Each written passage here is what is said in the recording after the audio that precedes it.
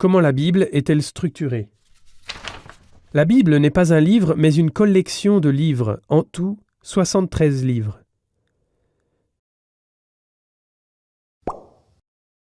Chaque livre de la Bible est divisé en chapitres, et chaque chapitre a des versets. Quand on cite quelque chose de la Bible, on nomme d'abord le livre, souvent abrégé, puis le chapitre, et puis le verset. Cela a l'air logique. Et de fait, c'est vraiment logique. Car dans toutes les langues, traductions et éditions différentes, il n'y a jamais la même chose à la page 79 en bas. Mais quand on dit Genèse 45:4, tout le monde trouve vite le même contenu. Les 73 livres de la Bible se divisent en deux. L'Ancien Testament, avec 46 livres, et le Nouveau Testament, avec 27 livres. L'Ancien Testament couvre environ 1300 années. Depuis le temps de Moïse jusqu'à Jésus. Il raconte l'histoire changeante du peuple d'Israël. Seulement le tout premier livre du nom de Genèse est avant ce temps. Il parle de la création, de la préhistoire et des patriarches. On peut diviser l'Ancien Testament en 4 parties. Premièrement, les 5 livres de Moïse.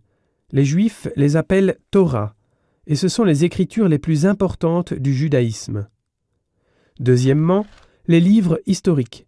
Ici, il y a une quantité d'événements et de figures qui ont formé le destin du peuple d'Israël, les grands rois comme David ou Salomon et d'autres qui n'ont pas été si super.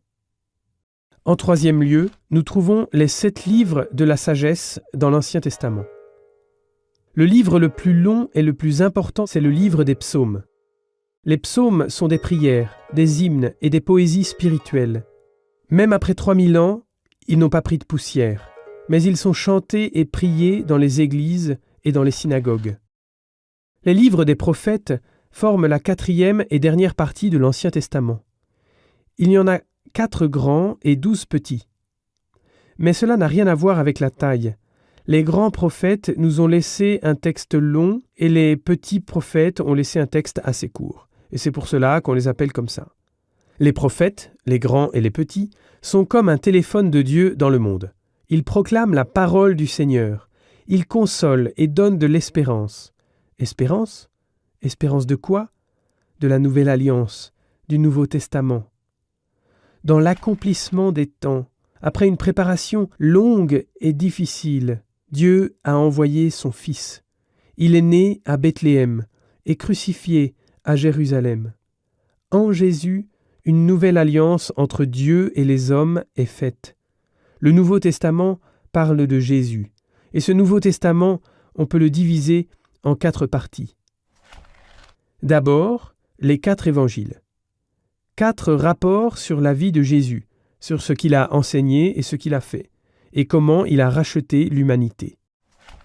Deuxièmement, les actes des apôtres montrent l'histoire du début de l'Église et les voyages de mission de l'apôtre Saint Paul. L'apôtre Saint Paul domine aussi la 3e partie du Nouveau Testament, les lettres. 2 tiers proviennent de lui. Les 21 lettres en tout ont été envoyées par les apôtres aux premières communautés chrétiennes pour expliquer la foi plus profondément et pour fortifier leur foi.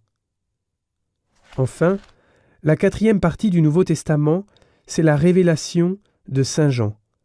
C'est une vision sur le passé, le présent et le futur de l'Église. L'apôtre Saint Jean l'a écrit pendant son exil sur l'île grecque de Patmos.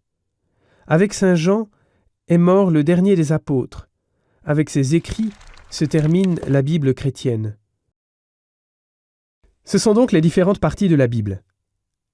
Il est bon de se rappeler de cet ordre. On trouvera ainsi plus rapidement, dans le livre des livres, celui qu'on cherche.